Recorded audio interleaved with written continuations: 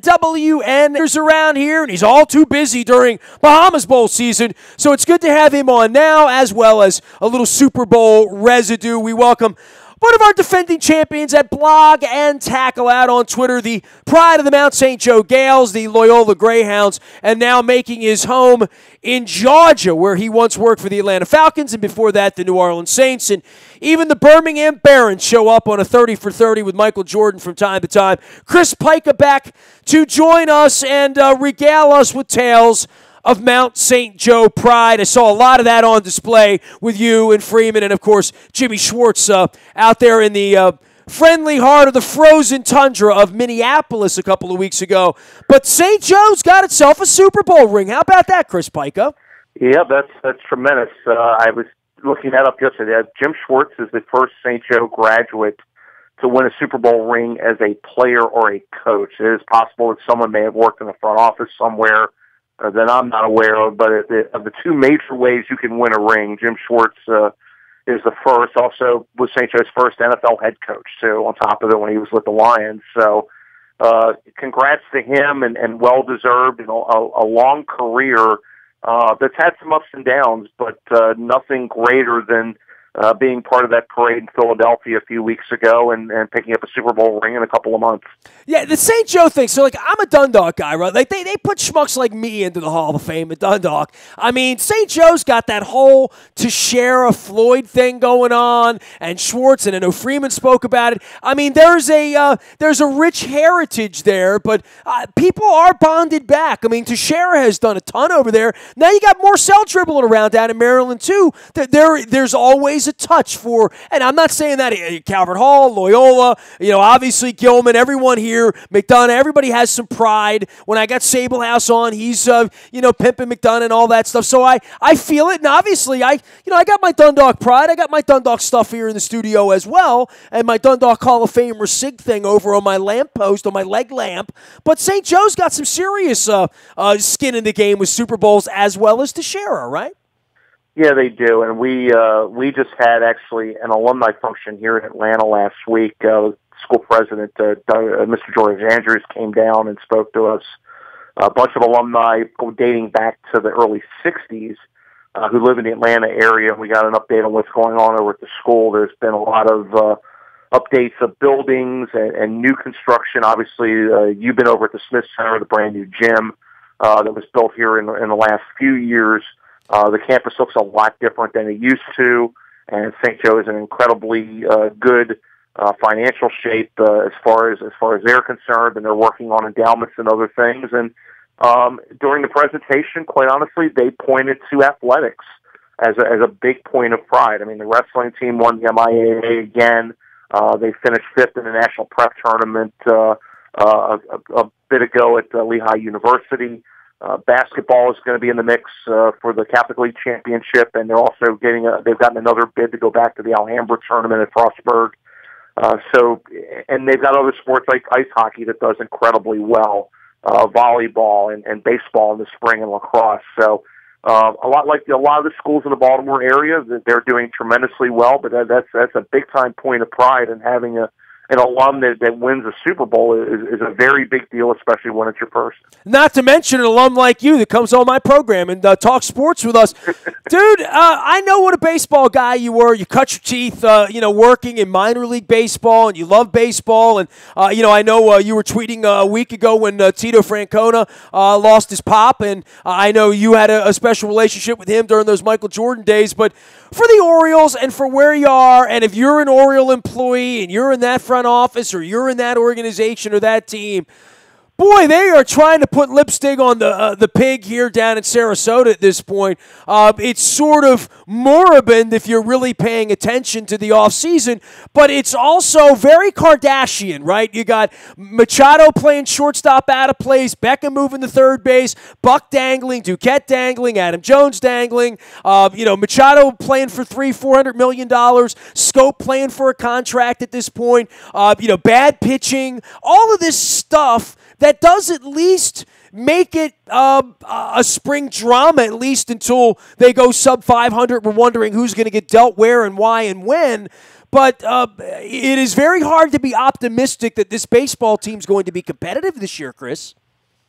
Well, I think there's two ways, or two different schools of thought, and I certainly am in the group with the fans that are watching this from the outside, and wondering who's going to be the fifth starter, and wondering what's going to happen at trade time and whether they're going to be competitive.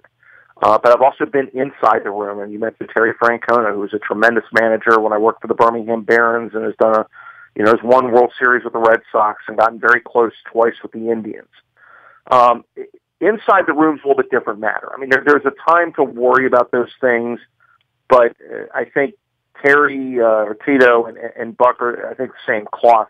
Once you get into the clubhouse in the afternoon at 12 o'clock during the regular season or 7 in the morning during spring training, you can't worry about stuff like that. You have to worry about the work that's ahead of you and keeping everybody's eyes on the game that day or the drills you're running that day or the things you're trying to do that day. There's plenty of time to worry about the other stuff once you leave the fields and your work is done for the day, or you played a game that night, you're doing that way.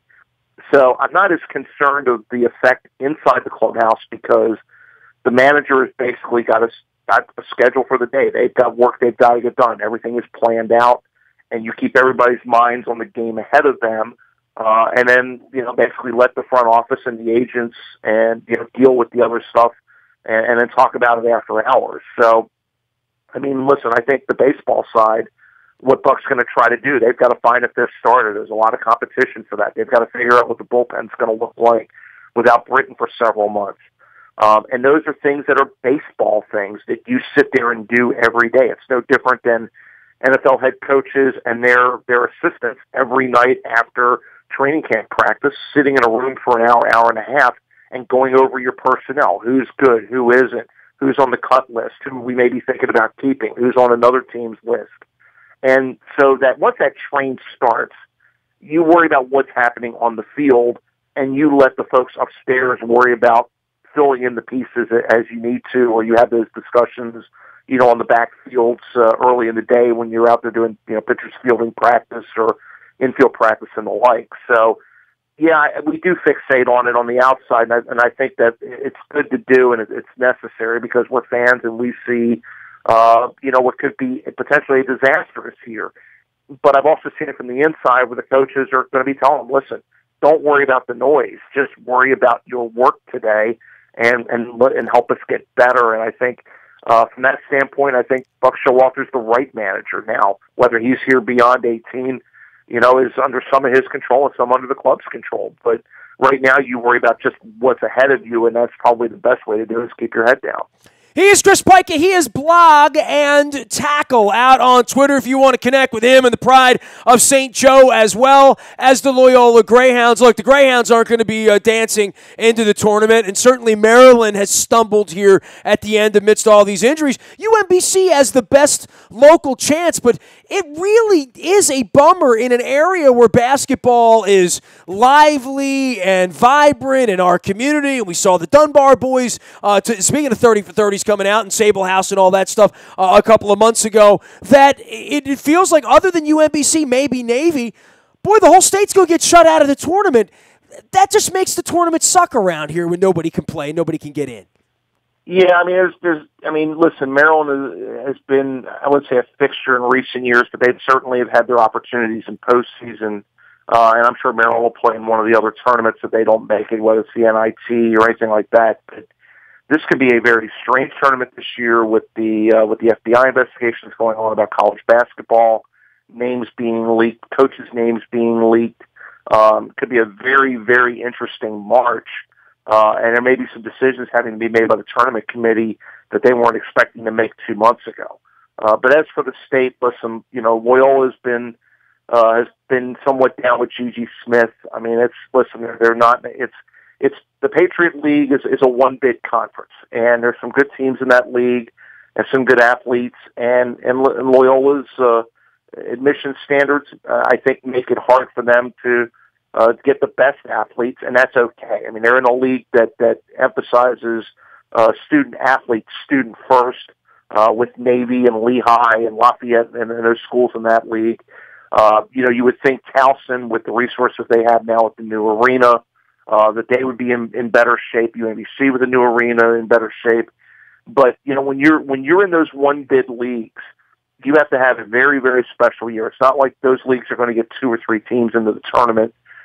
You've got to catch lightning in a bottle, and it's going to be tougher for those teams in those conferences to do that. I expect better out of Maryland year in and year out because they're in the Big Ten. That's a league that's going to get several teams into the tournament, and they've got good talent in that league. And, it's kind of like football. Maryland's got to step up a little bit because the Big Ten, I think, was better than a lot of people thought in basketball. And Mark Turgeon's got some work to do down there. And obviously, with Jalen from St. Joe coming down there and some of the other recruits, hopefully they'll get that turned around starting next season. Chris, you mentioned the FBI stuff and the Diamond Stone stuff and Turgeon having to answer for that and crooked agents. And you spent a lot of time in gyms this time of the year in the college world. And I know you had a UAB in your background as well, where basketball was emphasized. You had some collegiate background. I always talk about you working for the Saints and the Falcons and working in minor league baseball, but you've always loved the collegiate part of this thing. And you do a lot of TV production work. I see you on these college campuses down in the SEC. This is kind of tip of the iceberg, isn't it, with this? And we've known for 30 years, all of our adulthood, there's been, envelopes and crooked AAU and, one and dones and guys, Steve Francis never really stepping on campuses but dribbling a basketball for 12 weeks or whatever. Here we are 30 years later. I'm surprised that, the government didn't, start putting people in jail about all this stuff because it is so high profile and so obviously sort of crooked, right? Well, there were things that went on back in the 80s, I'll say, when I was in school, and I'm not saying, I'm certainly not saying Loyola. I mean, let me put that on the table.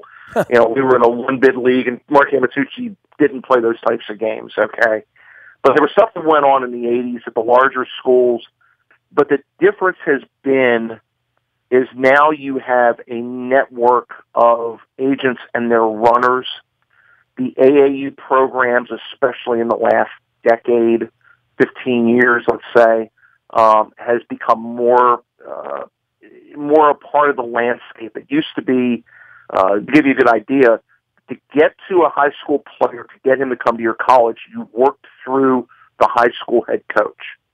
And that was the case most of the time. Now, the player's AAU coach, especially for the top players, and I'm not talking about the majority of players, I'm talking about the top players in the country, those top players have an AAU team, and that AAU coach has a lot of sway with the families and who they're going to go with and what school they're going to go with and potentially, which agent they're going to go with. And this is all about future returns for the agents. This is why the money is what it is out there, especially because of the rise of the one and dones, because of the way the NBA is set up as far as when players can come in. So now you've got a bunch of guys like Ben Simmons at LSU, who's certainly just going to be a one and done. The kid from the Bahamas, Ayton at Arizona, more than likely the number 2 prospect for the NBA after one season. Okay, so there's a lot of money floating out there because these athletes are going to make a lot of money in endorsements and contracts after 1 year in college. So if, it's basically a down payment. If an agent, an unscrupulous agent wants to put $100,000 in somebody's pocket to get them to go to a school and making sure that someone at that school and the coaching staff endorses that agency when that kid comes out. It's a short-term loan, dude. It's Sweet Daddy from Good Times. I mean, literally, right? I mean, that's what it is. Right. It's $100,000 loan, basically, that the agencies hope, or those agents hope, pay off in millions of dollars in residuals or commissions on that player's first or second contract, because the player looks at his coach, his AAU coach, or his college coach, or whoever is closely tied to him, and says, "Hey, coach, I who do you recommend? I'm getting calls from all these different agents. Can you help me?" And the coach says, "Listen, I'm going to steer you to a guy who's going to take care of you." Okay. And that's what's going on now with some of these top players. And I think, and so, the FBI gets involved because you're talking about tax evasion. You're talking about, some illegal things that are going on in the states. And that's why these assistant coaches have gotten pinched. And the NCAA has come out. Well, and in many cases, these guys are the highest paid state employees in most of their states, right? I mean, this is, a pox on all their houses. These are state employees. I mean, try getting away with that if you're a, court clerk, right? Literally. Right. And the NCAA in very, very recent years, the last 2 or 3 years, have basically come out and said, anything that happens in the program, the head coach can no longer have plausible deniability, okay?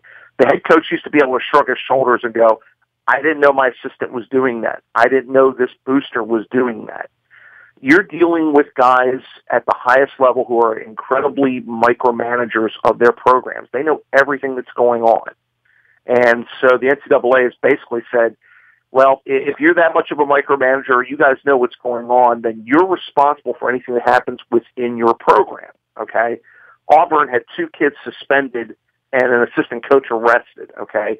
Bruce Pearl's still coaching there, and a team that's going to make probably, after watching them live, is probably going to make a fairly deep run in the NCAA tournament, okay? And with the new athletic director at Auburn with no ties to the school, Bruce is, I wouldn't say probably, but I would say there's a pretty good chance that Bruce Pearl's out of a job after the season at Auburn once they start digging into this, okay? They may say, hey, Bruce, thanks for getting us where we are, but we can't have you here because the NCAA is going to come down on us because you should have known this was going on, or you did know it was going on and you weren't saying. The thing about Archie or, Miller at Arizona was he's on tape. I mean, usually that's the assistant coaches. That's somebody lower in the totem pole who's in charge of doing that, or, he's the guy doing it. They actually had a head coach on the phone saying, hey, $100,000 or whatever the payment is.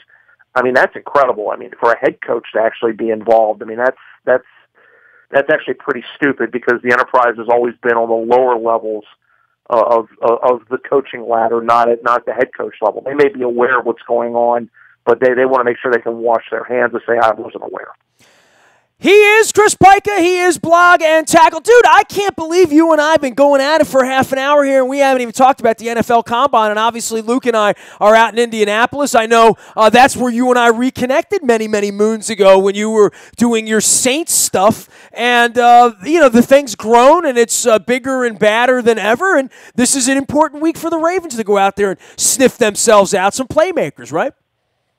It is. I mean, again, it's the underwear Olympics. And what I always tell people every year is those drills are fun to watch on TV, and the coaches are there watching it. A lot of it is just making sure that guys, quite honestly, have stayed in shape in the off season.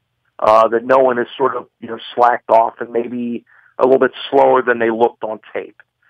Tape still doesn't lie, and the 2 biggest things, as I say every year, the 2 biggest things that people do not see happen at the Combine, and those are those interviews that happen at night with the prospects and the head coach and the general manager, and the medical, the full medical that these players get that kind of tell you the problems that may crop up down the line.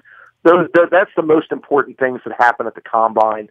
Everything else is for show and just making sure that guys don't show up 20 pounds overweight. And it's happened in the past where we've seen players show up that look like they weren't ready to go. I mean, you have to be ready and be in NFL shape and show that you're able to do it. But I don't get hung up on 40 times. I don't get hung up on shuttle drills or cone drills.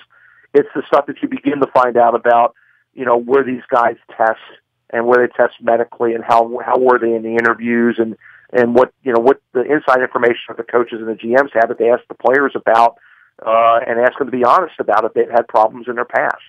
So those are the things that are most important to the NFL clubs. All right, man. Well, we will give you some breathing space. I'll be with all of your brethren at the Pro Football Writers Association of America all week long out at the NFL Combine. The owners' meeting's a month away. Free agency now 2 weeks away. I mean, we'll even have a schedule in about 6 weeks. It's crazy. Baseball cropping up on us, or creeping up on us, I should say, and me leading the Nestor Cortez Fan Club. You can find Chris's work out at Blog and Tackle on Twitter. You can find me out in the buyatoyota.com audio vault 24 hours a day from anywhere in the world. Just download the TuneIn Radio app. We do come in crystal clear. It's all brought to you by our friends at buyatoyota.com. Big thanks to our friends at Howard Bank, as well as Royal Farms, real fresh, real fast, as well as the Maryland Jockey Club. They're going to be racing down in Laurel this week, and those entries are in the WNST Morning Newspaper, brought to you by Planet Fitness, as well as on the front of WNST.net. Those sponsors are sending us out to Indianapolis this week for all things NFL Combine coverage. We're going to be on the dial. You can find me on Facebook, Twitter, LinkedIn, Snapchat, Instagram, streaming live on our Facebook, as well as our YouTube WNSTV channel. If there's any breaking news at all, and I don't think the Orioles are dealing Manny Machado anymore, but if they do, you get it first on the WNST Tech Service. That's all brought to you by Coons Ford of Security Boulevard. Of course, Dennis will be here on Thursday, driving you home from 3 until 5. It is the SSV on WNST. I am Nestor. We are WNST.net, AM 1570 and WNST Towson, Baltimore, and we never stop talking Baltimore sports.